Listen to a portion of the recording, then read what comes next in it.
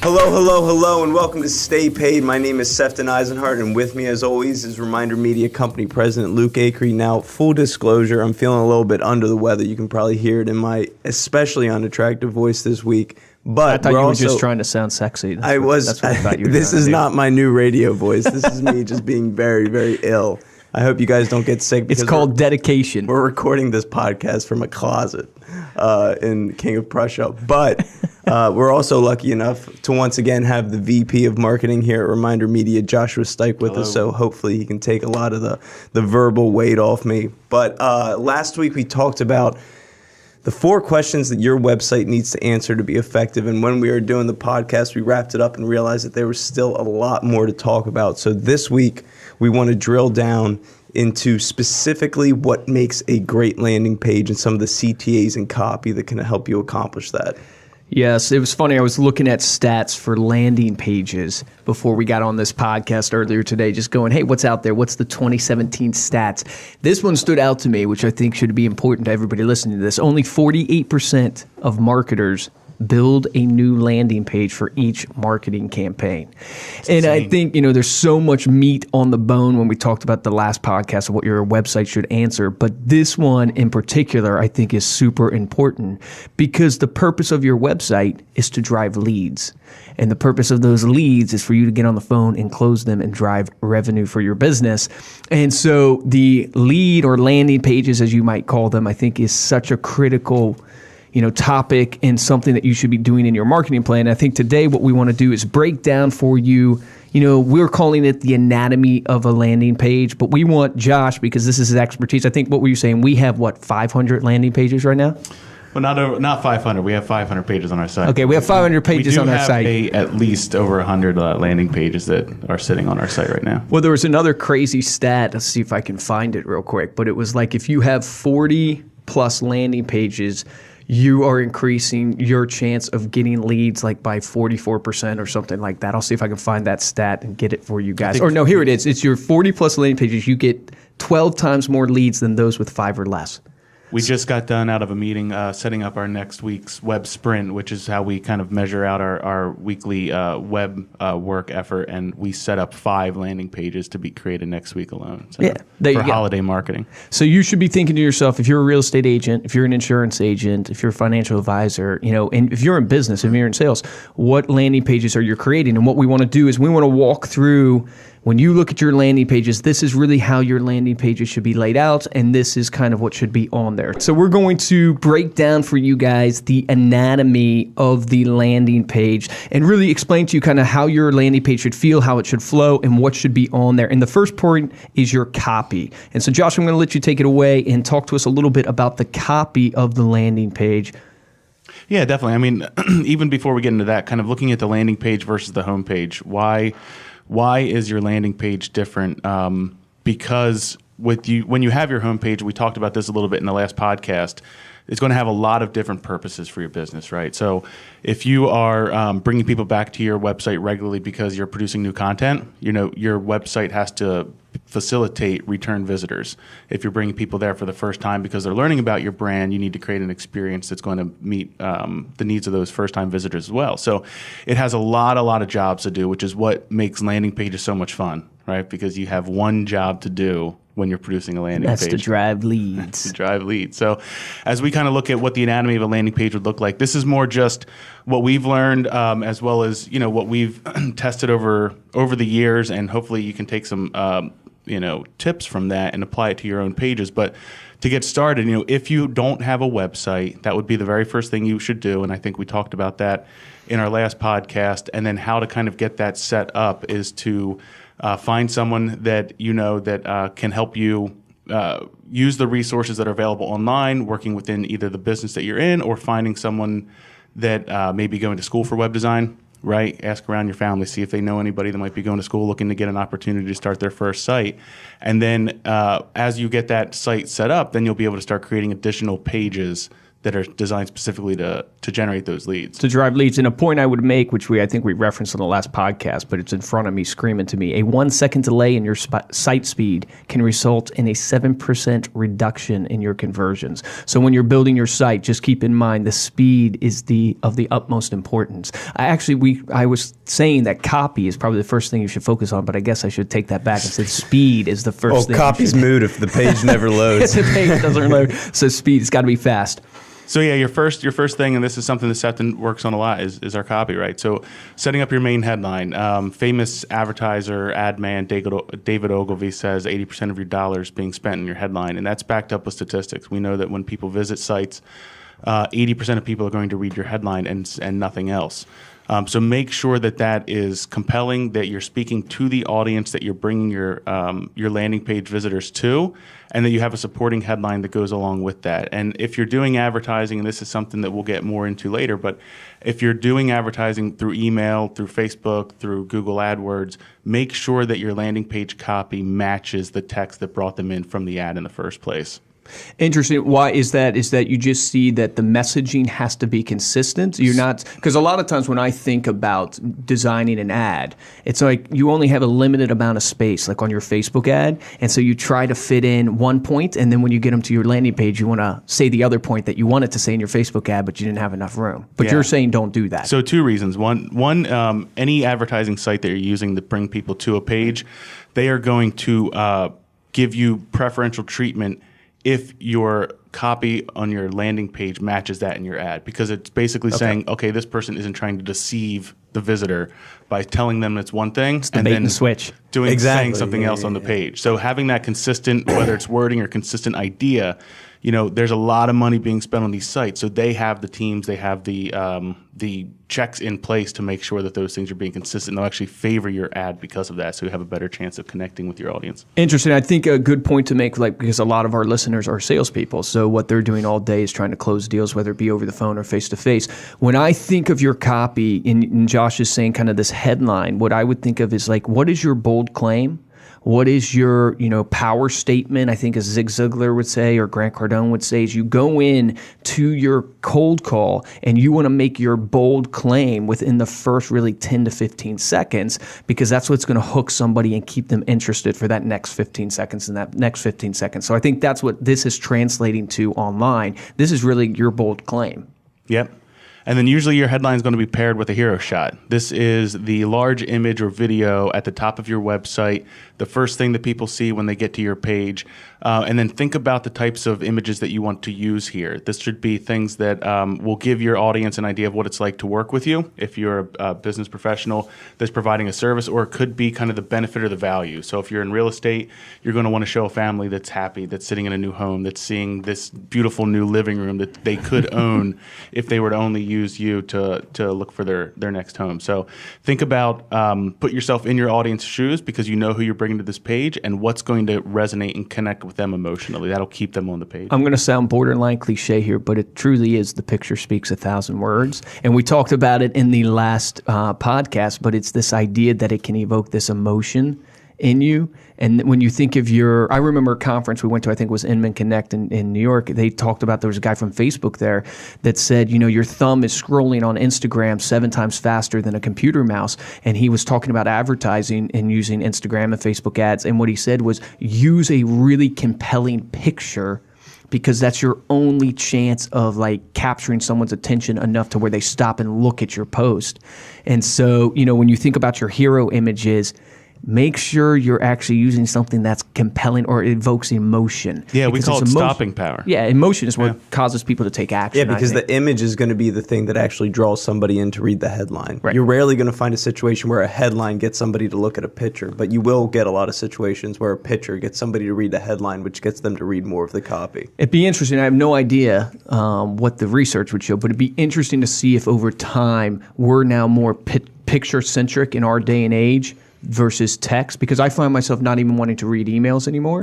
I just want to see it in a picture. But I wonder if that's the technology, with GIFs and emojis and everything like that. You are seeing this strange visual communication that does not require So the reading. takeaway for you guys, because we're tangential now, is just a website full of GIFs. Or just emojis. I mean, if you can do your point across with emojis, you've won.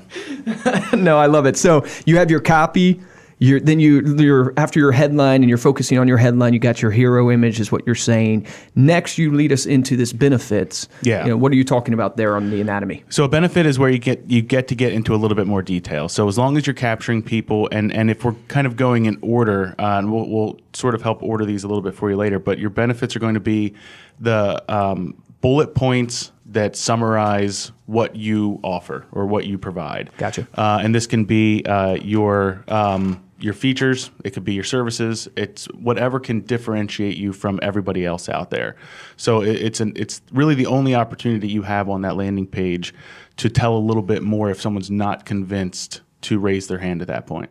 Gotcha. So for like us, it would be this idea of the stay classy, like the classiest way to connect with your client base. Yeah, I mean that would be more of like our headline, and then what we would do is we would start to bring in the features of our products into the bulleted list, right? Gotcha. This will be our benefits, where we start talking about, 38% of people that receive the magazine have referred their business professional because they get the magazine. These are the things that we would begin to list out that would help someone who wasn't ready to convert when in that hero image, as they work their way down their page a little bit, help them convert a little bit better. Love it. So you're looking, like if you're a real estate agent, you're almost looking to your unique value proposition of what you bring to the table, whether it's your, I guess, reputation of how many homes you've sold in the past, your time on the market. So our homes sell within 31 days, that type of idea. It's your chance to back up the bold statement that you made. You got their attention with a bold statement. Now you have to back it up, and you have to try to provide some level of proof. So if you do some kind of specialty, like you discussed, specialist always outweighs a generalist. Right. You need to be able to prove it in that piece of copy right there. I love it because when you're looking at this, and you guys don't have the benefit of seeing the paper that I see in front of me, but what they've walked through for us is they got your headline, right? That's your bold claim that you're drawing people in. You got a hero image that evokes this emotion and gets people to actually stop and read the headline.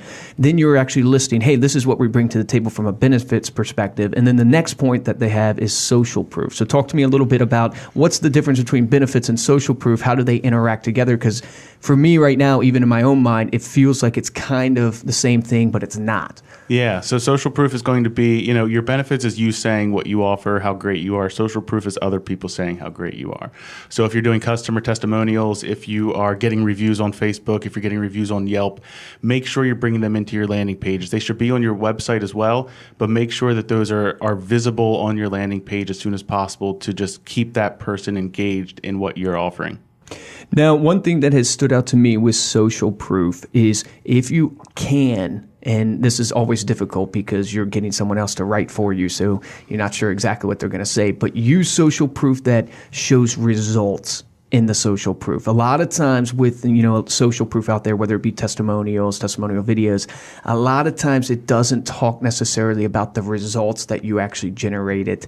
It kind of just refers to this person's a great person. Yeah. I loved working with them. So if you can encourage, when you're getting those testimonials, encourage them to actually put, like the results that numbers, happen, right? Numbers. Speak. We've asked our customers, we do video testimonials, and we've asked, can we speak about the numbers specifically? Because when we put that thing on our website, we want that sentence to be the bold sentence, because at the end of the day, that's why we're all in business.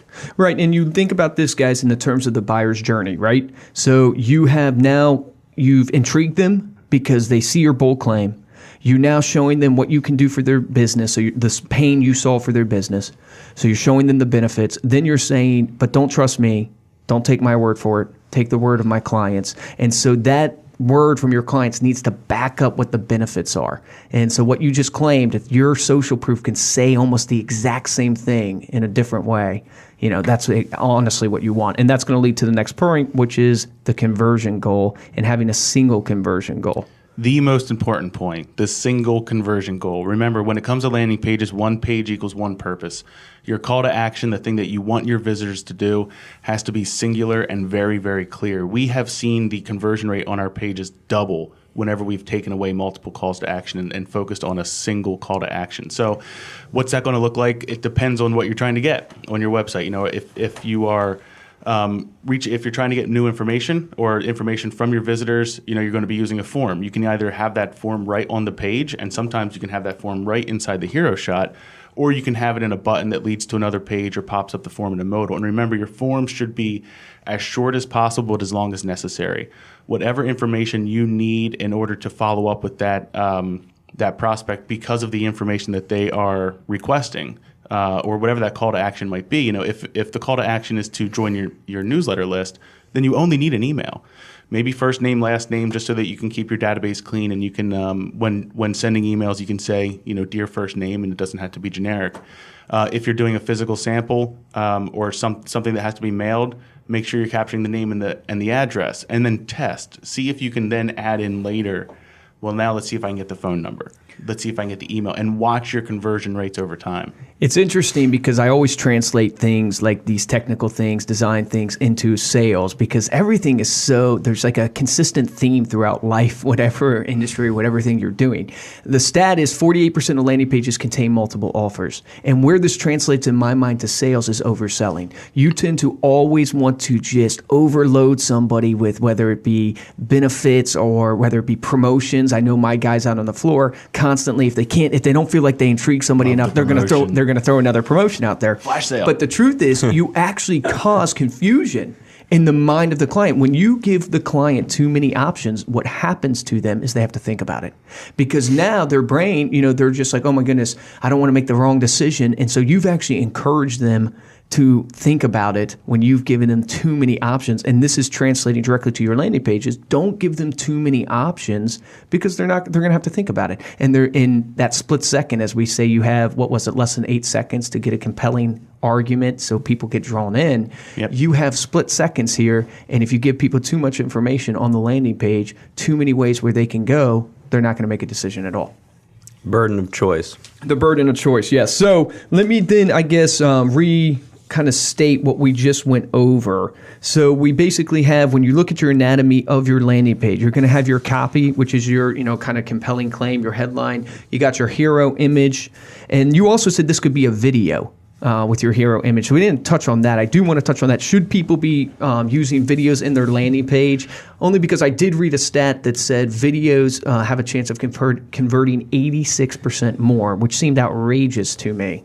Have we tried that? Have we seen any success with our videos? It all depends on the video, right? And it also depends on what you're asking the person to do on the page. If your call to action is a very clear, quick call to action, video might be hurting you. We have found that putting video on some pages actually hurts us. In other scenarios, it is going to help you, particularly if you have an opportunity to show that as like a background video or something where people are encouraged to click to view more. Funny enough, it's on our website pages, the internal pages of our website, where video actually works better than on landing pages. Interesting. Yeah. I wonder why that is. That is strange to me. Well, you're invested a little bit, right? If you're coming to a website because you've searched for it or because you know the URL, you're already you're already curious. You're already trying to figure, oh, what is this? I need someone to sell me online before I give them their information in this particular scenario. When you're coming from a landing page, you're probably already a little bit sold because you clicked through the ad in the first place, or you clicked on the link in the email. So you're just kind of wanting to get to that next stage a little bit faster. And whether or not that's true, if that's where that 86% is coming from, that's what we've seen. We've seen trying to lead with video on our landing page perform a little bit worse. But when we lead with it on our internal pages with our website, where we can do an explainer video or something. See, that makes sense to me, though, when I think of it through the sales avenue of when you put a video on your landing page, that's almost like your call to action. It's like watching that video is the call to action. And so now you've distracted, and in a way, they've made their choice, they made their decision, and they watched your video. But walking through again, guys, just the anatomy of a landing page. So you got your headline on your landing page, you got your hero shot, your video, then you want to have your form or your CTA where you're actually trying to get them to do something. Underneath that, you would want your social proof to kind of encourage them. Remember, in the buyer's journey, people want to be convinced on logic, but they buy on emotion. So you need that when they start moving towards that button to click that call to action, they're going to be nervous. They need to be encouraged. I saw a great one. What was the one I sent you? It said, trusted by these companies? I went to a landing page and I was going to fill out a form, and I got to the landing page and felt to myself, oh, I didn't want to fill out the form. It said happy working with. Yes, or something like that. It was literally like they had a bunch of, like, they were working with LinkedIn, they were working with a ton of different big companies, and just right there by the form, they said, like, happily working with, boom, boom, boom, boom, and that encouraged me enough to fill out the form. So that's social proof. Oh, it is powerful. Those logos from other brands are powerful. And whenever you're a marketer or sales person and you get sold or marketed to, you're like, dang it, they got me. They socially hacked me. It's an inception sale. And then immediately the email goes out. We need to do this. Yeah. So then after your social proof, you have your reinforcement statement. What exactly do you mean by that? Well, this kind of goes back to what you're saying in the beginning, where you were kind of looking at the reinforcement statement in that hero shot. That's where it should be consistent with the ad. This is where that statement comes into play, right? You've already kind of gotten them interested. Now you're reinforcing them so that they continue to go through this narrative, right? You are creating a story even on the landing page. So they're going through this narrative so that they can get to their benefits and features if they're not sold yet. That's why you include your call to action up high. Then if you want to start getting, if you do get people that continue to scroll, you're just continuing to reinforce them, which takes you into your closing argument. Very similar. This is your last chance to get them interested, and then your call to action again at the end. Now, is the closing argument in your mind, I hate to use the QVC sale, but is this where you would put in like a ticker that's counting down where someone's not, you have 3 days to buy? Is that in your mind like a closing argument could be that way, like the urgency, and you could do it through time? I mean, we've done that where we do have a countdown ticker that we just use, like an HTML5 animation that sits there and counts down. It could also be kind of that closing question, what are you doing if you're not using this? Or how are you going to do this if you're not using me? It could be that final thing that you might even do on the phone as a salesperson where you ask that question. And then you wait to see whoever speaks next loses. Yeah. That's sort of the same car idea sales. there. Yeah, it is car sales. And then last but not least, you reinforce with another CTA. Another call to action. Just because they're scrolling down the page at that point, and so you don't want them to lose that CTA. Yeah. So, guys, and we're pretty much out of time, so that wraps up the anatomy of a landing page for you. Next, we'll probably talk about a capture page versus a squeeze page. I mean, this topic can just keep going on and on and on. And I know with our listeners, a lot of you are salespeople. You're not necessarily in the marketing and the design, but I don't want you to be overwhelmed by this. This is something that you can do. There's a ton of tools out there for you to do, and we'll reference those tools in the show notes. So if you go to staypaidpodcast.com, we'll put links to where you can find some of these tools. We'll talk about some of the tools next on the next episode. There you have it, ladies and gentlemen. We hope you learned a lot of stuff that you can apply to your business and your web presence. I'd like to thank Josh Stike for being with us again. My name is Sefton Eisenhart. And I'm Luke Acree, guys, and I'll close with this. Take action on something you've heard today. Difference between a top producer and a mediocre agent is a top producer takes action.